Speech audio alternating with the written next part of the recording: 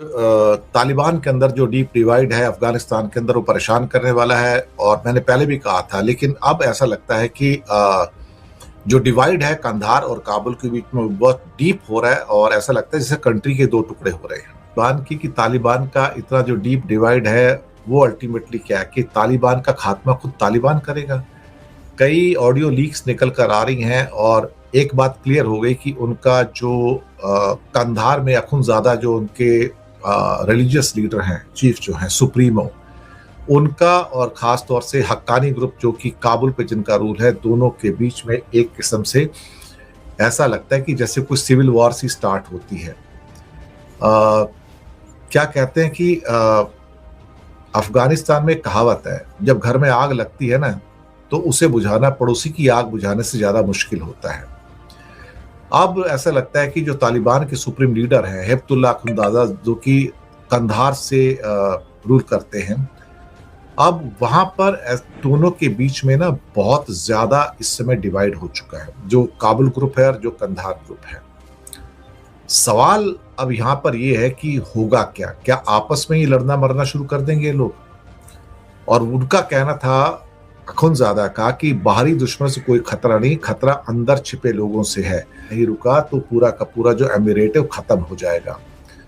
अब सवाल ही पैदा होता है कि ये डर कहां से निकल के आ रहा है।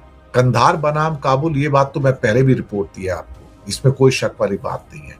तो अफगानिस्तान तो पूरा बटा हुआ है, एक नॉर्थ अफगानिस्तान हो गया, एक साउथ कंधार का अफगानिस्तान हो गया। तो पूरा का पूरा जो है जो उनका रिलीजियस सुप्रीमो है अखुनज़ादा, वो तो कंधार ग्रुप है, और जो हक्कानी ग्रुप है वो आपका नॉर्थ का ग्रुप है, काबुल का ग्रुप है। अब कंधार वाले ये सोचते हैं कि क्योंकि हम सुप्रीमो हैं तो सारी सरकार जो है वो उनके इशारों पर नाचे पूरा का पूरा।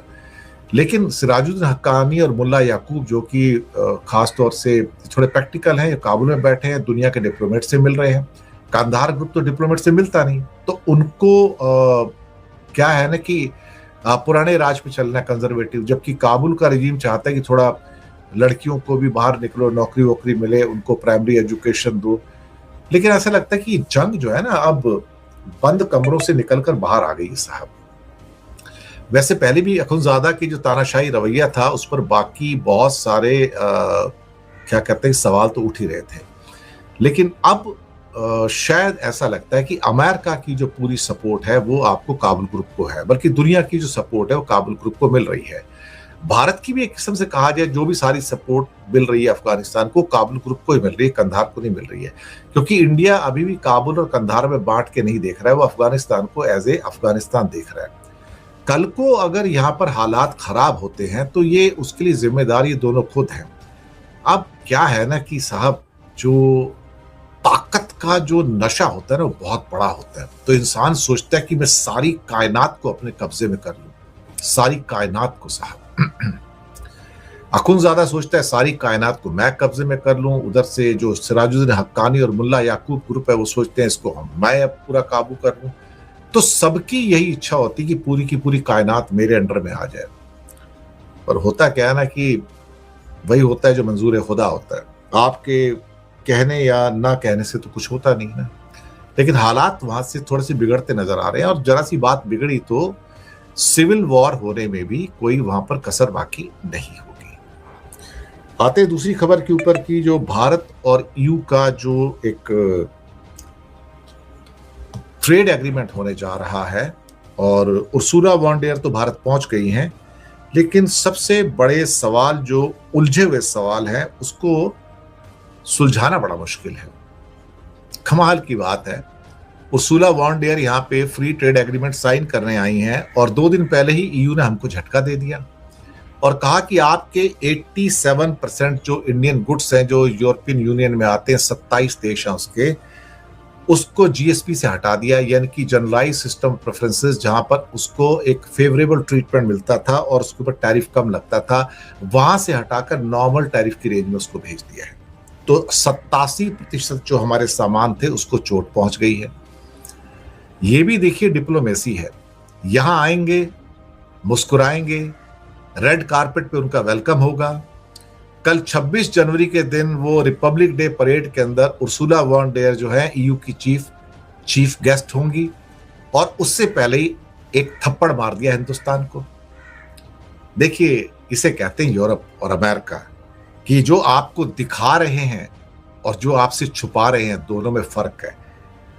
अब फ्री ट्रेड एग्रीमेंट अगर सपोज करो कंक्लूड हो भी गया, मैंने एक दो टर्मिनोलॉजी यूज की है यहां पर, मैं कई दिन से यूज कर रहा हूं कि हो सकता है 27 तारीख को मोदी जी और ये उर्सुला वॉन डेयर जो कि ईयू है, वो एक क्या कहते हैं कि ट्रेड डील को कंक्लूड करने की बात करेंगे। ट्रेड डील को कंक्लूड करने की बात करेंगे, लेकिन साइन नहीं करेंगे। आप समझने की कोशिश कीजिए, दोनों में बड़ा फर्क है। इसका मतलब है कि ट्रेड डील 2027 के मिड से पहले या एंड से पहले कुछ होने वाला नहीं है। तो 1-1.5 साल बाकी है अभी जब तक लागू होगा। तो तब तक तो हमें थप्पड़ मार दिया ईयू ने।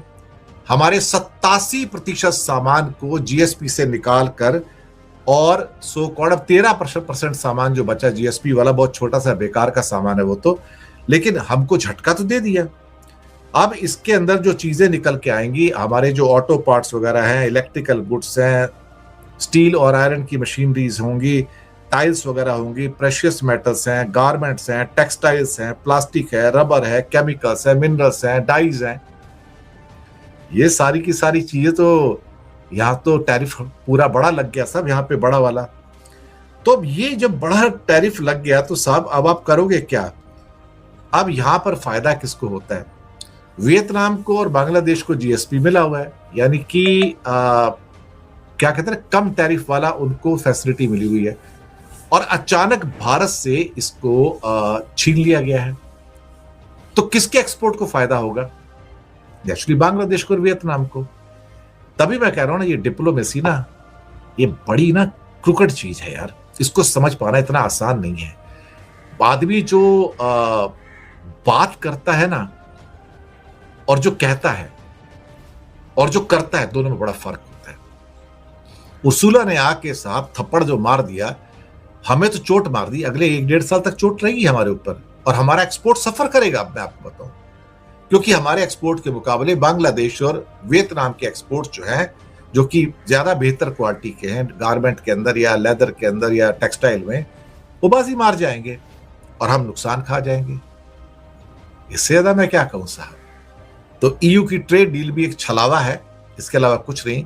जैसे बाकी सारी ट्रेड डील छलावा थी और हमारा नुकसान हुआ है, यहां भी हमारा नुकसान